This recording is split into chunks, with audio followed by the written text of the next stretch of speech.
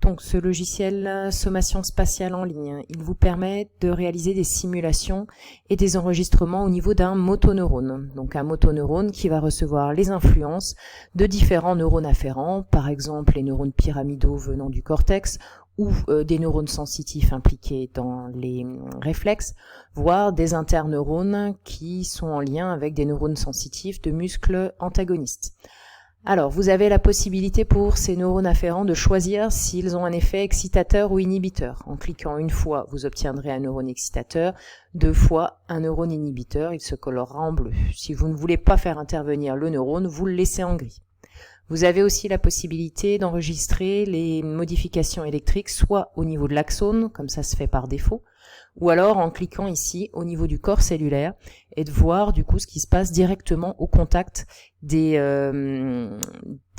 neurones afférents. Ce qui va pouvoir être intéressant pour comprendre comment est-ce que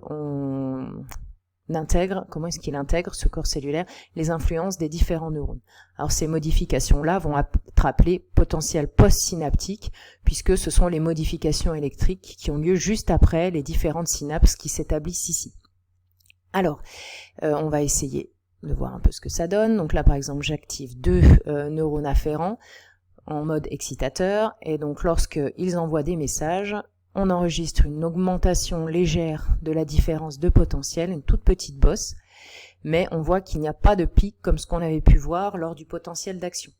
Si on enregistre ici au niveau de l'axone, on voit qu'il n'y a plus du tout de différence, donc cette petite modification là ici ne s'est pas propagée, il ne s'agit pas d'un potentiel d'action. Par contre, si j'active les 5 neurones, là, on voit qu'il y a bien un potentiel d'action à ce niveau-là, et au niveau du muscle, on voit qu'il se contracte. Donc à vous de réaliser différentes simulations, d'enregistrer à différents endroits pour comprendre comment se réalise l'intégration des messages venant des différents neurones afférents. Bon courage!